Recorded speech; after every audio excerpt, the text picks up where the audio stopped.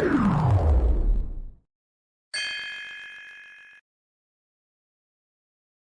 ini gimana Kak? Agenda hari ini Kak? Agenda hari ini adalah pemeriksaan para saksi, ya kan. Kebenaran salah satu dari saksi itu ada Mas Andi, karena Mas Andi pada tanggal 16 Agustus pas kejadian di rumah sakit yang saya laporkan adalah saudara AO itu menelpon ke handphone saya pada 16 Agustus 2022, Pikol ya? Iya. Pikol, terus yang angkat dia, karena pada saat itu handphone saya sudah dirampas sama AO, jadi saya nggak bisa berbuat apa-apa. Dan Mas Andi telepon sampai lama banget ya teleponnya, sampai akhirnya polisi dari Polres Jakarta Timur datang ke Rumah Sakit Premier, karena Rumah Sakit Premier tidak bisa berbuat apa-apa dan security-nya pun tidak bisa berbuat apa-apa. Dari pihak rumah sakitnya nggak ada maksudnya pembelaan buat saya sebagai pasien VIP. Malah justru kita bersyukur dan berterima kasih kepada aparatur negara ya, khususnya Polres Jaktim yang udah bisa menolong Heni dalam kondisi itu ya. Jadi mereka sigap cepat, cuman kok dihalang-halangin, sedangkan orang yang nggak jelas itu main masuk aja ke dalam kamar. Karena saya pada waktu itu pas saya telepon ke Heni, yang angkat dia. Nah, setelah mereka ribut-ribut, handphonenya ternyata nggak dimatiin. Nah, saya pikir ini ada apa ini kan? Saya dengarnya memang si Heni bilang, balikin handphone saya, balikin sih. Apa-apa lo balikin lo. Gue sita lo handphone lo. Biarin aja lo kalau nggak tahu lagi rumah sakit, lagi sakit, beda aja sampai mati lo ntar gitu kan. Nah, saya juga dengar katanya ngancem-ngancem sampai bilang mau bakar rumahnya. Nah, itu kan kurang ajar, sangat kurang ajar. Apalagi kan dia laki ini harusnya bisa ngebela wanita, ngejaga wanita, sabar. Sombong lagi. Saya udah nasihatin dia kan, pas lagi dia bawa tuh handphone sampai keluar ke mobil, saya nasihatin dia pelan-pelan kan, karena saya lagi kondisinya di Bandung kan. Lo tahu nggak, lo bisa kena tuh, lo bisa kena pidana itu. Biarin aja, lo nggak tahu. Gue backingnya di jenderal. Lo tuh mau jenderal sama di gue kan gini. Justru jenderal itu harus dijaga marwahnya. Kalau dia itu salah, nggak mungkin dibela sama jenderal beneran, mau jalan bintang berapapun. Ya kan, justru harusnya kita nih sebagai masyarakat bisa menjaga marwahnya para jenderal, marwahnya para pejabat. Bukan akhirnya dimanfaatin untuk ngurusin case-case seperti ini gitu kan. Tapi kalau buat saya, ya saya pasti marah. Saya marah banget. Kenapa? Ini wanita diginiin gitu, ya kan? Bang Sandi sendiri tadi diperiksa berapa pertanyaan Bang? Lumayan. Tadi panjang juga sih. Panjang juga, jadi lama juga saya. Di antaranya apa Bang? Ya tadi saya mendengarkan itu gitu. Teriak-teriakan minta dibalikin handphonenya sampai dengan tadi. Biarin aja biar mati loh gitu kan si ininya. Ada ngancem-ngancem itu yang saya langsung, wah ini saya panas sebenarnya. Cuman ya saya bisa berbuat apa pada waktu itu kan. Saya kan masih by phone, masih telepon gitu kan. Saya justru harus bisa menenangkan kondisi di sana walaupun cuma by phone kan. Justru saya menasihatin dia dulu awalnya gitu. Tapi ini lama pas saya tahu kondisinya, pas ini cerita, saya naik pitam. Beneran saya nggak terima. Apalagi dia bilang kan dia laki. Kalau dia laki harusnya dia bisa jaga wanita. Bukan levelnya seorang laki itu nyakitin seorang wanita. Ya, ada laki-laki kan? Laki-laki kan? Jaga wanita. Anda laki bukan? Kasihan orang loh. Dan juga di pas rumah sakit juga saya benar-benar kecewa loh. Rumah sakit yang benar-benar harusnya internasional, bisa menjadi contoh buat rumah sakit yang lain.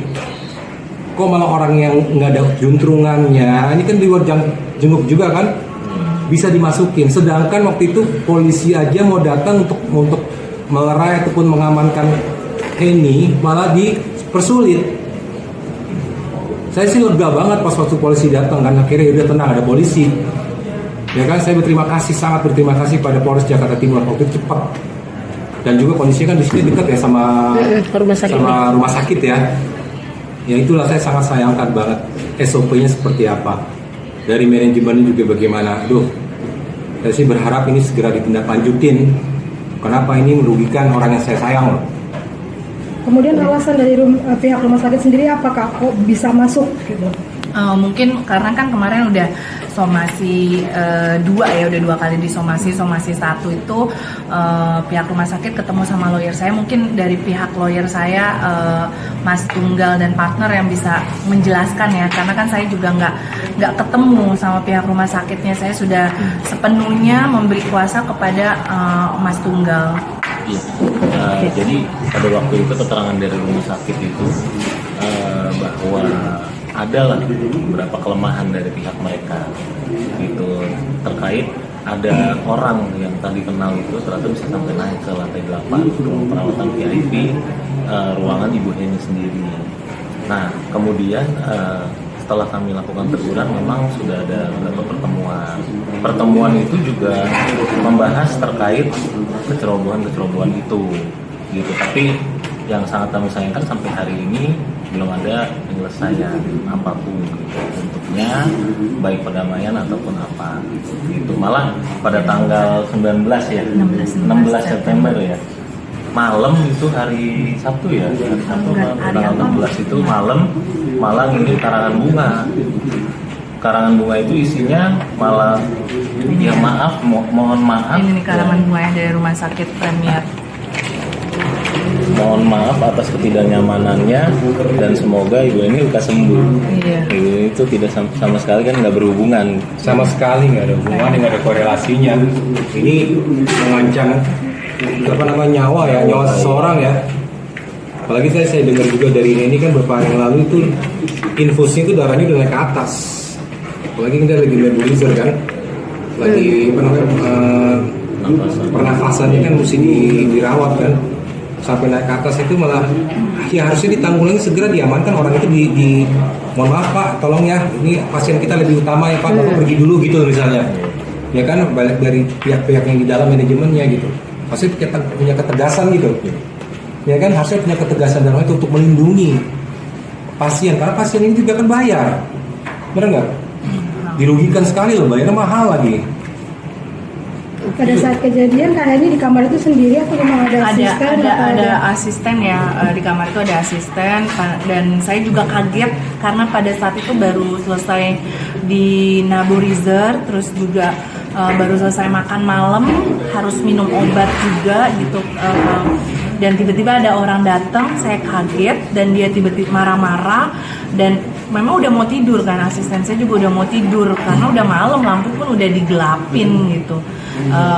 Untuk di sofa bed itu udah digelapin lampunya, dan rumah sakit nggak bisa berbuat apa-apa sampai akhirnya asisten saya turun ke bawah untuk panggil security. Kalian bayangkan loh, yang panggil security aja asisten saya loh, bukannya dari pihak manajemen ya.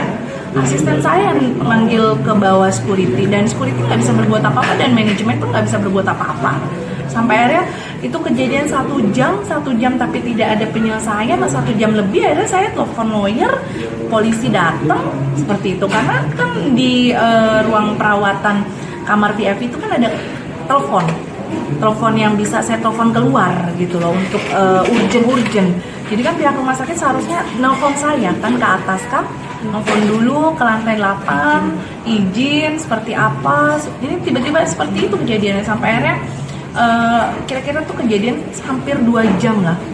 Baru tuh pihak polisi ambil handphone saya. Itu pun awalnya nggak mau, pihak kepolisian udah minta sama AO itu untuk minta mengembalikan handphone, dia nggak mau. Tapi karena pihak kepolisian oke, kalau nggak tahu ya bahasanya seperti apa, sampai akhirnya dikasih handphone saya, tapi baru akhirnya satu lagi diambil, dua-duanya itu. Karena kan yang tahu kejadian persis itu adalah asisten saya dan Mas Sandi, karena Mas Sandi on terus kan handphonenya kan, video call. Saya kan nggak tahu, karena saya kan di lantai 8. Masalahnya kan memang orang yang lagi dipermasalahkan oleh AO dan ini kan juga sekarang udah menjadi TSK kan, akan lagi dalam proses, harusnya sabar gitu. Makanya waktu itu pas saya di situ nasihatin sabar, ini kan lagi dalam proses mereka kan, saya bilang begitu. Ya kan, saya pun jadi saksinya gitu. Saya tahu memang ini memang ada kekurangannya. Itu gampang percaya sama orang. Kalau udah diangkat dia langsung udah emang bener kamu kalau diangkat-angkat langsung percaya gitu loh. Kadang-kadang saya sama dia sendiri waktu itu juga akhirnya malah ngebela orang yang angkat-angkat dia gitu. Tapi ya nggak apa-apa, itu jadi pelajaran dia gitu kan, harus lebih eling ya, lebih waspada dalam hal mempercayai seseorang nggak segampang itu. Walaupun karena kan dikenal udah lama ya, kenalnya juga udah lama sama DN, kenalnya juga udah lama sama si AO. Ini kan maksudnya ini kan permasalahan mereka kan, saya juga nggak mau terlalu ikut campur, cuma berikan nasihat sebagai saksi. ya pada waktu itu kan saya masih pasangannya dia gitu kan. Saya kan memberi nasihat seperti apa yang tepat lah sebagai seorang imam kan, sebagai seorang laki-laki. Cuman ya itu dia lebih percaya sama mereka.